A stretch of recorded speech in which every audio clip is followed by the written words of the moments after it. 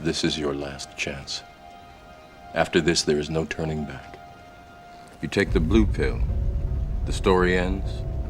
You wake up in your bed and believe whatever you want to believe. You take the red pill, you stay in Wonderland, and I show you how deep the rabbit hole goes.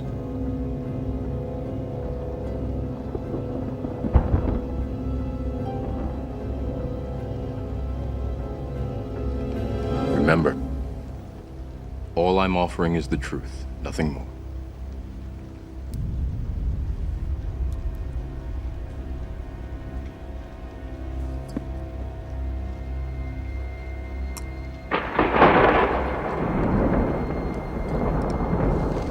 Follow me.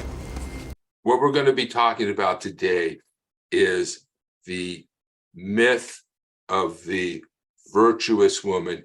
But what I really wanted to talk about first, and I think I'm going to have to do that, talk about first is something I didn't actually finish, but is what I'm thinking of doing is starting a Men Are Not Dogs campaign. So I'm going to probably try and raise some money.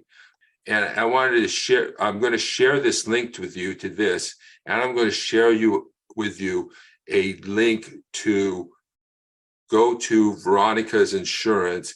You can use some of the materials that's here to ask her to stop portraying men as dogs in her advertisements. And this is what scripture says here first: to compare a human to a dog, or to call them a dog, was to imply that they are of very low status. And you can see all the citations in scripture for that. And in the New Testament, calling a human a dog meant that the person was considered evil. And I got this study here, Beasley, in the Journal of Language and Social Psychology. Beasley, what makes animal metaphors offensive? And this is just the abstract, and you have to pay for this. But there was an article on why it's so offensive when we call people animals. And I just want to go over some of the things that were in that article. And many animal metaphors are straightforwardly offensive rather than simply representing a particular trait. Calling someone a pig, rat, ape, monkey, dog, maggot, or leech carries a derogatory meaning and a strong emotional and moral charge. We found that some animal metaphors are highly objectionable because the comparison itself is dehumanizing. When people call others apes, monkeys, or dogs, for instance, they are likening them to animals that are not disliked, unlike rats or snakes. But these metaphors convey the message that these people are literally subhuman. Our research suggests that the most common of these negative attributes of depravity, disagreeableness, and stupidity. And in essence, when we call someone an animal, in the general sense, we are ascribing these flaws to them. Humans are moral, civil, and smart, and animals are not. And it's been argued that animal metaphors reveal a deep sense of hierarchy in nature. According to the ancient idea of the scala naturae, or the great chain of being, humans sit one step above animals, who themselves sit above plants and then minerals. Just as we are the third rock from the sun, we are the third step from the top of the ladder, with God and angels above us. In this hierarchy, humans have supposedly unique powers of reason and self-control, whereas animals represent unrestrained instinct. To call someone an animal is therefore to demote them to a lower rung of existence, a more primitive state of being where they lack human virtues. It would be comforting if dehumanizing metaphors and hierarchical ideas about humans and animals were just historical curiosities. Regrettably, there is ample evidence that they endure. People are surprisingly willing to rank some humans as less than human and more primitive than others. Animal metaphors shine a light, a revealing light on beastly reality. So that's one thing I'm going to be working on. All right, so I'm putting in the chat the website address of the contact information for Veronica's insurance, and so that you can use that material. So most women, just this image here, most women are not dominatrix, but the image here, there aren't good women and bad women. In fact, what Rollo Tomassi says is that bad women are just women who have been caught. And this is actually two sides of the same coin, except that women are not necessarily dominatrix. They don't want to be dominatrix, even though the image sort of makes it seem like that. And this is what the book of Proverbs says: who can find a virtuous woman? For her price is far above rubies, which sort of says there is no virtuous woman. And even if she were virtuous, she's very high priced. She's a real expensive. What I'd like to do, I think would be the easiest thing for me to do, is there's a section in Rollo Tomassi's book, and there is a recording by Rich Cooper. But basically all it really says is that, hey, these women will surprise you. The guys say, hey, I never thought she would do that. But then she did. So don't be surprised. So let me get this. I want to read this little section to you, and then we can go ahead and talk about it. 244. So it's on page 244 of the book. Okay, the myth of the good girl. All right, so good girls are just bad girls who never got caught. Allow me to relate here a case study I counseled a friend on personally about 6 years ago. I have a very good friend, Rick, that I hired and worked with. Though we started out as work associates, he became one of my better friends and had the benefit of my personally having unplugged him from the matrix. He was a good student, for lack of a better term, but in becoming so, he went through a transformation process.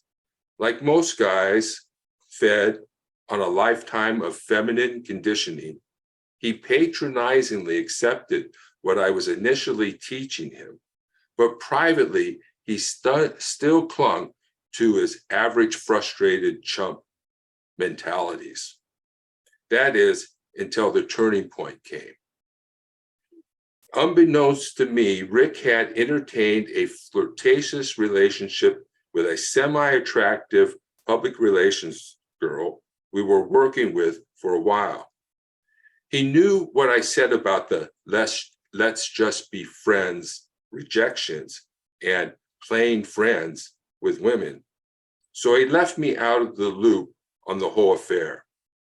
He had dated her on several occasions, but beyond the infrequent kiss while drunk, she kept him at arm's distance until the standard filibuster techniques women classically use: I'm not ready for a relationship, I'm not looking for a boyfriend, we're good friends, etc. She did, however, keep in her attention web with little carrots of affection for him to pull her cart for about 3 or 4 months. Mind you, Rick was never a chump. He hooked up with his share of women, but this cute, good girl, who was at best he says HB7, which I assume means Hot Babe 7, developed into one-itis for him. This all came to a head when one night he had to do some work with Aaron Lewis, yes, from Stained, while he was doing his solo acoustic act at our casino. So Rollo Tomassi is a rock musician. To make a long story short, the PR girl ended up buzzed on that night and fucked Aaron Lewis, tour manager, in a classic situation of right alpha, right environment, right conditions. Her mistake was in feeling the need to confess her actions to Rick, who felt betrayed considering all the investment he'd put into doing what he thought was the right way to go about things. Here was one guy who on one night, who she fucked in a moment of chemical reaction because he was hot, I was drunk, and one thing led to another, versus the 3 to 4 month personal investment, i.e., and he says a relational equity policy.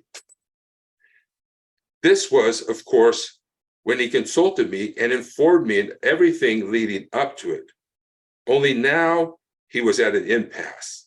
She apologized profusely to him and held out, once again, the olive branch of let's just be friends rejection. He asked me what he should say.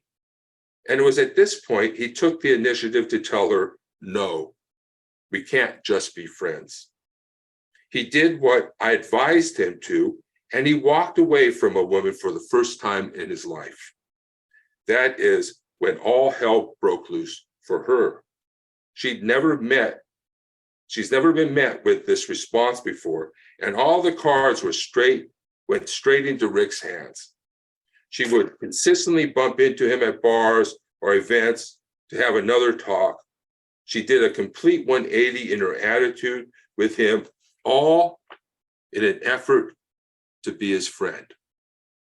Now, I'm exceptionally proud of Rick because, like most guys finding the true power of a takeaway, he stuck with it rather than being contented with her chasing him and then giving him the let's just be friends rejection.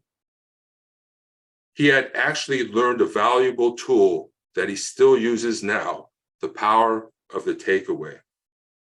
In addition, he also came to understand the principle of understanding a woman not by what she says, but by what she does. The medium is the message. He learned the importance of reading behavior. Of course, after about 6 or 8 months, she stopped pursuing him to be friends, and he has talked to her in the interim years, but the frame of their discourse has changed. She has respect for him that she never had when he was the pursuer and never would have had if he'd surrendered to another let's just be friends con game, basically. So the girl, at every opportunity, loved to display her properness and would always say she wanted a man with a good heart when asked what she looked for in a guy. She is very outgoing, as benefits a public relations person, but at all times she presented herself as someone conscious of how people perceived her and her reputation. Hers was a classic case of basing estimations upon behavior above words. Biology trumps conviction. Sexuality, for as much as we think we can, will not go unexpressed. Celibate priest, moralistic conservative statesman, and the pure as the driven snow virtuous girl you've got one-itis for, all want to get off, and they'll find a way to do so. According to Facebook, she now lives in Montana with a thoroughly beta husband who likely has no idea that she had the capacity for raw feral hypergamy. One of the trappings of a woman a guy perceives as a good girl is that he have a tendency to pedalize her by default. White knights are a given, but even-handed pickup artists are prone to want to read more into the personality of a good girl. Acuity's 8, good girl, is a recipe for one-itis because she seems to be above seduction. I just want a guy with a good heart. Sounds so fairy tale perfect, and with just the right amount of naivete applied, she comes off as a girl who truly believes Disney wishes really do come true. The guys with game, she's a jewel in the rough amongst the bitch-shielded mean girls that populate the new hookup paradigm. Two chumpish white knights, she's an archetype, the innocent damsel who needs to be saved from the world before it corrupts her soul and she turns into all the other women who won't date them. Both of them are equally shocked when she spontaneously fucks an alpha tour manager. If you haven't done so yet, I highly recommend adding The Art of Seduction by Robert Greene to your reading list. In this seminal work, he begins by profiling the archetypes of seducers, and amongst them we find our good girl is really the natural, a childlike innocence that masks a seductive motive. You may be inclined to think of a good girl as a prude, but this is often in error. The good girl needs to be seductively cute enough to make her hypergamy work for her. Any marginal prudeness is reserved for putting a suitor into stasis long enough to evaluate better options. Or in the case of our public relations girl, the option to capitalize on an immediate alpha experience. The good girl's game is built around playing to the quality woman mythos that men harbor. They want to believe she exists among a sea of vapid, self-absorbed sluts looking to cash in before they hit the wall. She's not the prudish Madonna, and she's not the whore of Babylon. She's the cute good girl somewhere in between. She's only a 7 or 8, but the demigoddess, not the demigoddess 9+. So she emanates the tantalizing potential of attainability.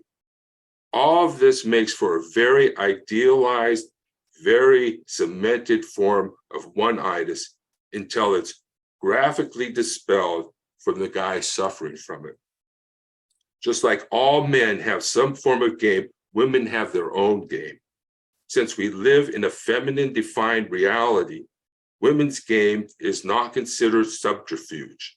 It's simply how women are, or the feminine mystique.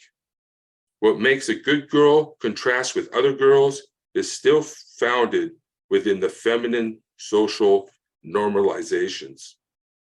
The wise practitioner of game knows what works best for him, but he must also be aware of the game being used against him. One of the most important aspects of the principle of amused mastery is actually having the mastery to be amused.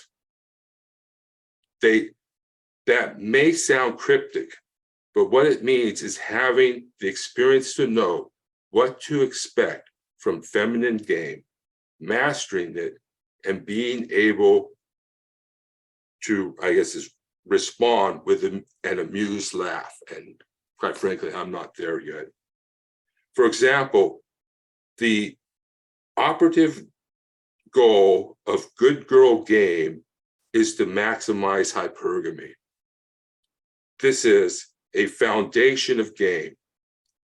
So in knowing this, you can craft an amused response to any seduction methodology women use on you. The good girl is still looking for an alpha and will still stop the good girl car to get out and fuck him should the opportunity arise. when you deal with the good girl or any of her sister's methods, always see them beginning with the end in mind. So I've been getting recently, and the second time I got it, where the woman says, I want to be friends first. And I say, to me, great. But dating and friendship are two different types of relationships. Dating's much more formal. You want to be friends first, that's great. Split the bill. Really split the bill. I'm not dating you. There's no opportunity for romance. It's not a romantic encounter. It's not a date. Yeah. Lo and behold, all of a sudden they want a traditional relationship. I mean, I don't know what the second woman, she's still contacting me because I found a way to talk about it in a way that doesn't push them away, I guess. And that's just to point out that, friends don't date. The definition of a friend is somebody you're not dating. So keep that in mind when a woman says she wants to be friends first, that's the good girl, right? I just want to be friends first. She's ripping you off. She's taking your money. Right. Can I jump in here, Rich? Yeah, go ahead. Turn on your camera. Okay. There we go. Yeah. So if you get, friend zone, or she says, then in a sense, your pursuit of her romantically ends or is suspended, whatever the case. But she's basically telling you, yeah, we're not heading in a romantic direction. And so if something can happen and change that, but you're right. If that's the case, then don't pay for dinners and take it as this is not happening unless something changes, And so anyway, but another way is just to say, okay, well, let me know if you're interested in dating, and then here's my number. Yeah. But I mean, I interpret it as that way. Yeah. And I just tell them, I would love to, I will be your friend for as long as you want. I'm not paying for your dates. I'm not paying for you. That's not a friendship. That's not what that's about. Usually that's when the whole scam gets revealed, and what they really want is somebody to pay for them. And without any romantic interest, but there may be some romantic interest there.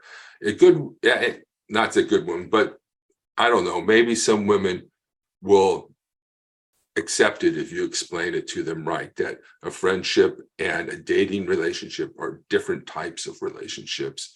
And one is more formal, we pay for dates, that's what a date is. Friends, it's not. And we don't have to pay, and we shouldn't pay.